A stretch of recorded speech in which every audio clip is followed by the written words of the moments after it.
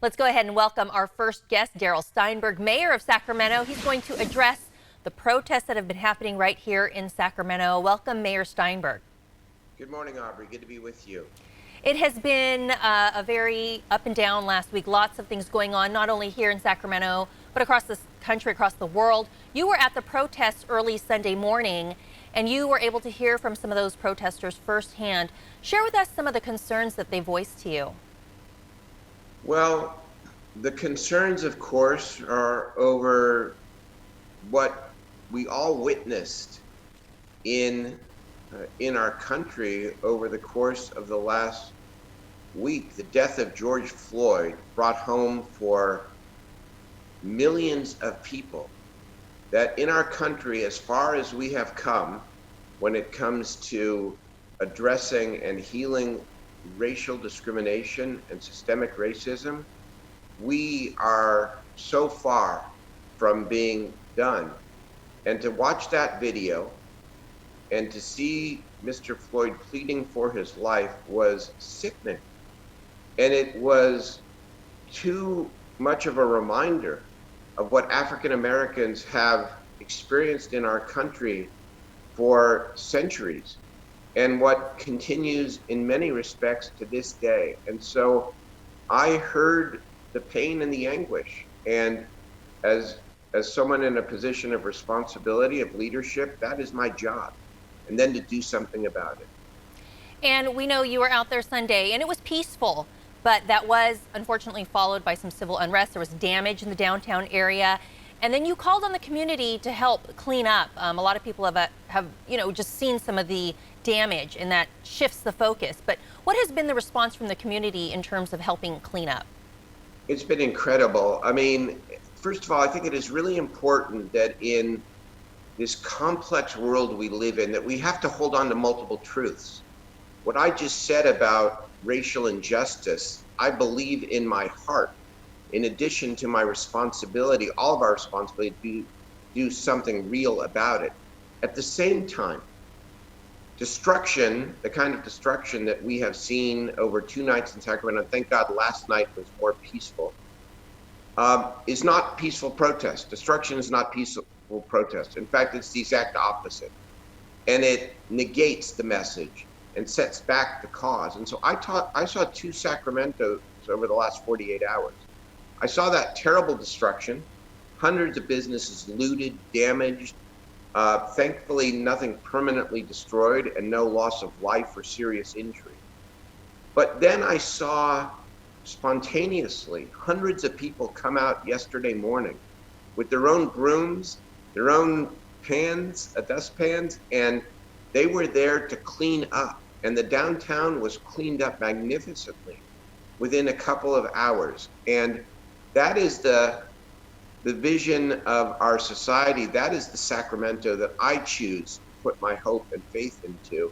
And I think other people feel the same. It was remarkable. Yes, definitely wonderful to see those images of people coming together, cleaning up their community, because they do love Sacramento. They do care. We also see a few businesses that have been posting signs on their door to show support for the peaceful protests. They're also calling for justice for George Floyd. What else can you suggest to these businesses do during this time? Well, I think to keep the faith and to not give up. And for anybody, even from outside Sacramento says, oh, is it safe to come downtown? Well, we're going to continue, I'm sure, this curfew for at least a little while longer to make sure that the situation is stable. But when we reopen, and remember, it's not just been the last couple nights, it's been months of the COVID shutdown. It's the double whammy. When we reopen, we are going to reopen bigger and grander than ever, because downtown is not just the heart of our city, it is the heart of our region. And we were on such a tremendous trajectory in terms of the excitement, the vibrancy. And we're going to get right back on that horse, and we are going to continue that trajectory. I'm absolutely confident about it, because that's the spirit that we have seen again over these last days, with a number of people that care and that believe that the best of humanity, the best of human nature is reflected in people coming together, listening to one another, acting to change what is broken, and being a single united community. You know, the other thing that's come up over the last 24 hours is the citywide curfew here in Sacramento that you proposed, and then it was approved. They're doing this not just here, but we're seeing this in many of the other cities where they're experiencing a lot of demonstrations. Why do you feel that this is important right now?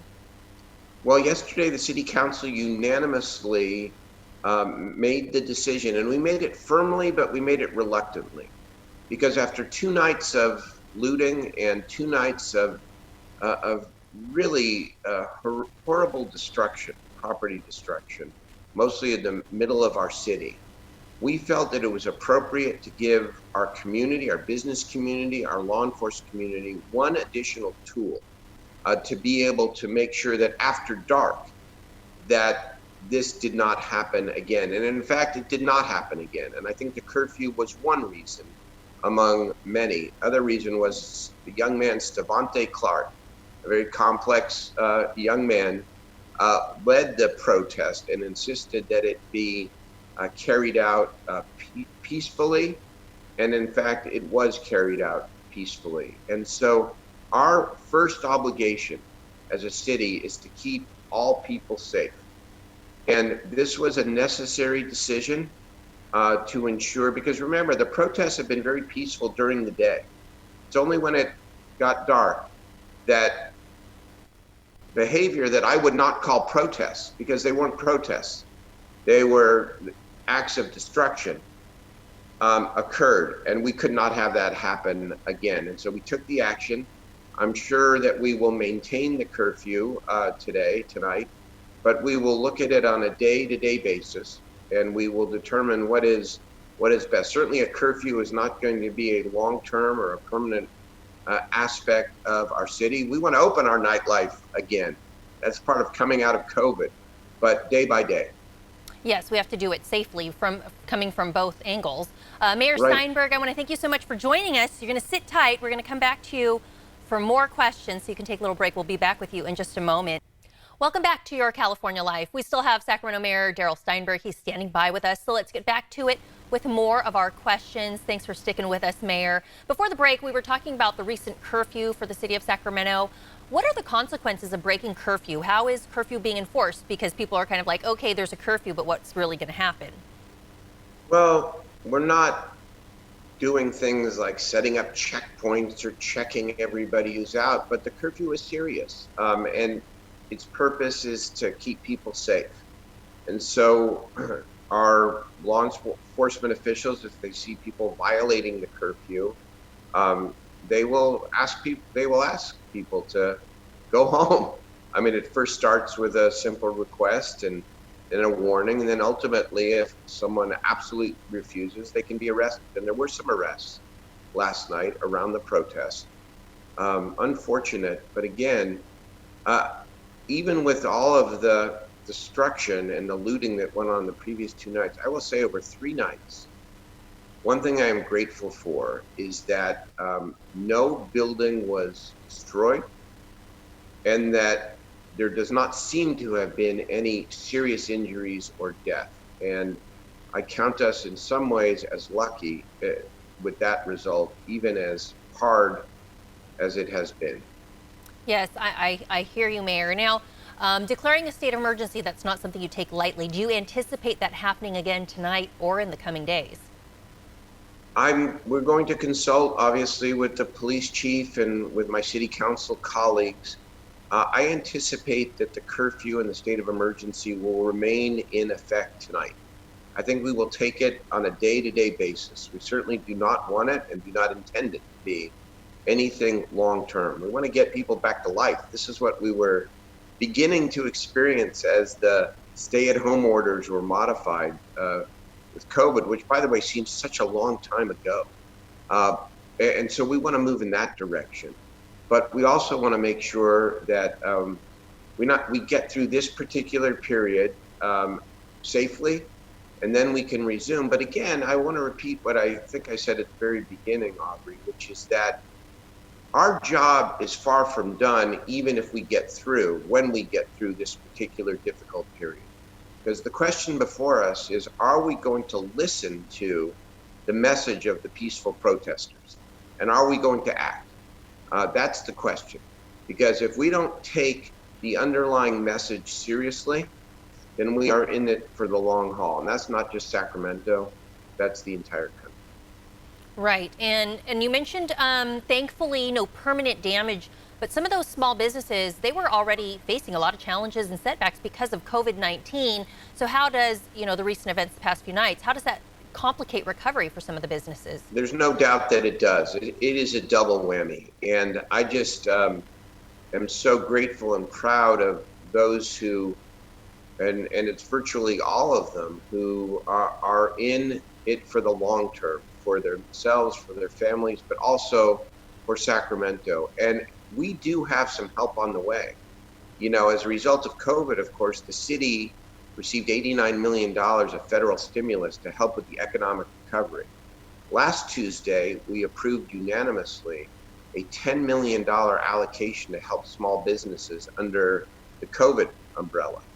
So now, given what's occurred over the last week, I want to suggest to my colleagues that those businesses that have suffered the double whammy, the COVID closure plus were hit hard over the last couple of nights, that they be prioritized for that federal aid that we have the opportunity now to spend on their behalf. And so we'll be having those discussions today, actually, and over the days ahead. Well, that is good to know. Mayor, I am a mother of 2 young boys, and they've been asking me about what's been going on when we talk about the protests. How do you suggest we talk to our kids about the protests, George Floyd as well, and everything that's going on when our children are seeing these images, hearing things all over the media, etc.? I think it is important to talk to kids of any age, honestly, about the multiple truths that we all grapple with and that we have to hold on to.